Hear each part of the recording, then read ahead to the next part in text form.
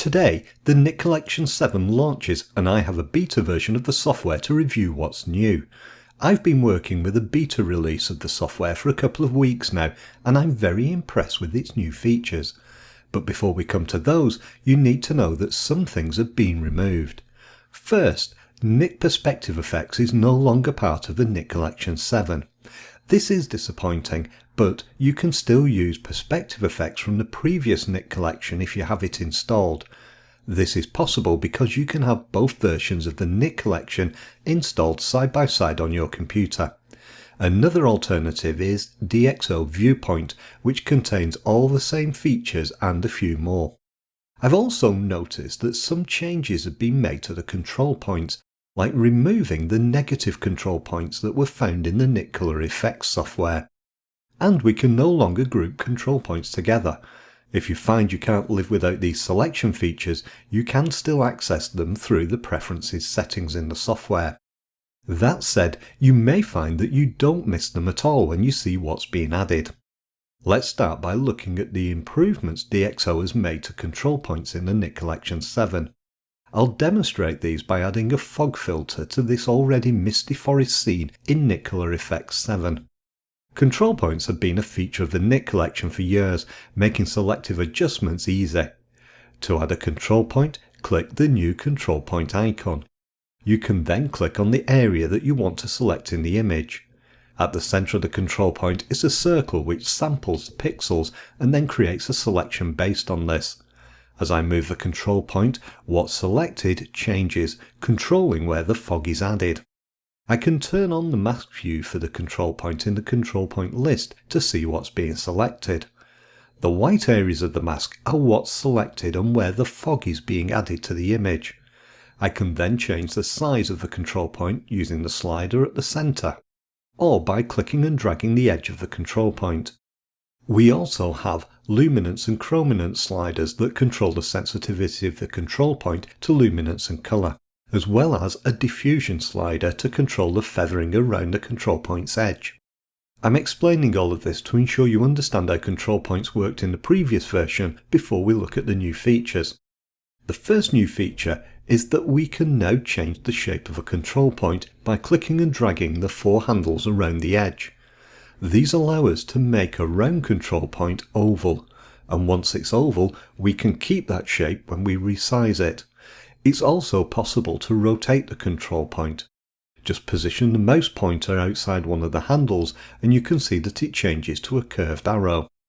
You can then click and drag to rotate the control point around its center point. This is a big improvement for selecting larger areas of the image, but it's not the only important change. If you look at the control point list, you'll see a new eyedropper sample icon. When I click this, a sample point appears for the selected control point. I can then drag the sample point with my mouse to position it anywhere on the image. This gives me total control over how I use the control point and I'm not restricted to sampling at its centre. Now let's look at the Polygonal selection tool, which is also new to the Nik Collection 7. I'm going to use this to sample the shrine in the image and emphasize it using the Pro Contrast filter. After adding a Pro Contrast filter to the image, I'll click once on the new Polygonal tool icon. I can then position my mouse pointer over the image and click once to add the first point. Then as I move my mouse pointer to the next position, you can see the line between the two nodes. I can then keep clicking to add new points and draw around the shrine. To complete the selection, I can click on the starting point again. You can see what's happening when I turn on the mask view. As with the control point, the white areas are selected and will be adjusted by the filter. Also like the control point, there's a sample point at its centre, which we see by clicking the picker icon. I can then reposition the sample point independently of the rest of the selection. I can also refine the sensitivity of the sample using the luminance and chrominance sliders, and I can control the feather around the edge of the selection. Having drawn the selection, it's possible to move it by clicking and dragging the centre point. However, it's probably more useful that we can reposition the individual polygonal points by clicking and dragging them, as well as add new points to refine the shape. Then I can apply my contrast and dynamic contrast adjustments to emphasize the area. The other new selection tool in the Nik Collection 7 is the Luminosity Mask. I'll switch to using this Dubai city scene in Nik to show you how it works. Although I'm using Nik, you'll find the same Luminosity Mask feature in the other Nik Collection 7 plugins. To add a Luminosity Mask, click the new icon in the Local Adjustments section. I can then click to add the sample point to the image to select that tonal range. Now it's possible to adjust the sampled tonal range using one of these controls. If I turn on the mask view, you can see the areas of the image being selected in white. Now let's look at the mask options, which gives us more control over the selection. Here you can see 4 range markers selecting a tonal range of 8. In the tonal range strip there are 11 zones from 0 to 10, representing the darkest to the lightest tones in the image. If we click one of these, we select that range of tones. For example, clicking zone 0 selects the darkest areas of the image. You can also expand the zone selection by holding down the Shift key and clicking another zone. For example, when I hold down the Shift key and click on zone 3, I select zone 0 and 3 as well as all the zones between them.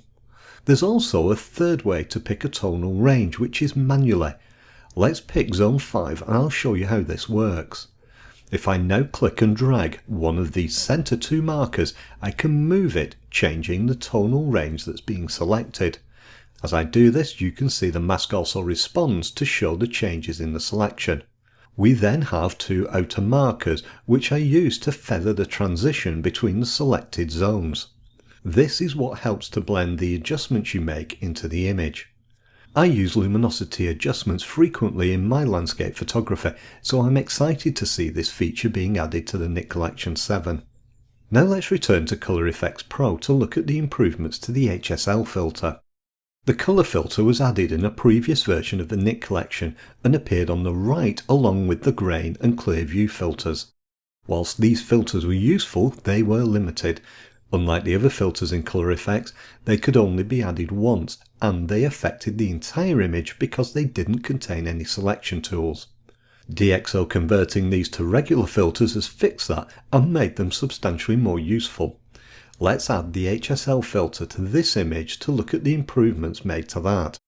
The first is that we have a new vibrancy slider, which is available when we have the all colour swatches selected. Notice how it affects the saturation of the moss in this image, but in a natural way. This is a great tool if you edit wedding or portrait photography because it doesn't oversaturate skin tones. Next, we have the colour picker tool. I'll use that to sample the green of the moss. To use it, click the icon and drag it over the image. We can then click once to take a sample. When I do that, you see the relevant colour swatch selected. I can then adjust the luminance, saturation and hue of the selected colour. To see the range of colours affected by the adjustment, look at the coloured strip. Here we have 4 range sliders. The 2 inner markers define the colours in the range. Then the 2 outer markers help to blend the transition between the selected and unselected colours. It's also possible to adjust the range controls manually by clicking and dragging with your mouse. And because this is now a filter, we can apply it selectively using the selection tools. We can also apply more than one HSL filter to the image to handle all kinds of editing challenges. The next new feature in the Nik Collection 7 to look at is the search bar. We can use this to search the filters and presets in the current plugin. If I enter the word soft, we then see the filters and presets containing that word. This is one of several features added to help us manage our presets and filters. Another is that we can now control the categories in the Nik Collection applications. Here you can see the list of categories in Color Efex. I can mark the ones I use a lot as favourites by clicking the star icon. We can then filter the list to show only the ones marked as favourites. And you'll find a similar feature in the filter list. You might also notice 2 more options above the category list. You can use these to limit the list to categories that are part of the Nik Collection or personal categories. And with this comes the ability to create and manage your own categories. For example, I can add one called Robin's Presets. That then appears in the categories list as a personal category. There's also a new option to manage your workspaces using the plugin preferences. You can now access this using the plus icon in the categories section. Now let's go back to the search bar so I can show you another new feature of the Nik Collection 7. If I enter the word Viveza, you can see 3 filters. These contain the adjustment controls from the Viveza application, which has been added as a filter in Color Efex. If I apply the 3 filters to the image, you can see their controls. Being able to apply the Viveza adjustments inside Color Efex comes with a couple of benefits. First, we can add the filters multiple times, which isn't always possible using Viveza. Take the white balance filter as an example. In Nik Viveza, you can only apply the adjustment globally and once. However, using Nik Color Efex, we can add it multiple times, and because it comes with selection tools, we can also apply it selectively. Let's say now that we want to convert this image to black and white using Nik Silver Efex. This is where we can use the new Switch To feature. This is at the top right, next to the Quick Export, which is also another new feature in the Nik Collection 7. If I click Quick Export, a JPEG copy of the image is saved in the same folder as the original. We then see a message appear when the export is complete. This is extremely useful in all kinds of situations, and you can configure the export format in the plugin settings. If I open the settings, you can see that you can select either TIFF or JPEG for the export, as well as the folder location. Having exported a copy of the colour image, let's switch to Silver Efex using the new Switch To button. Click this to display the list of the Nik Collection filters where I can choose Silver Efex. It's a nice shortcut rather than needing to apply the changes and then open the image in the next plugin. Something else that you'll probably notice is that the Nik Collection 7 feels faster because it's been optimised for speed. I've been told that the filters are now up to 30% faster to open. Now to the question of price. If you buy the full version of the software, it's £145 or $159 and the same in euros. If you have an earlier version that qualifies you for an upgrade, the cost is £79 or $89 and the same in euros. This does feel like one of the biggest Nik Collection upgrades for some time. But if you decide not to upgrade to the new Nik Collection 7, you may find this next video helpful. It explains how to use the Nik control points and control lines to create complex selections. I hope you found this review helpful. Please take a moment to subscribe if you haven't done so already, and I'll see you soon for another video.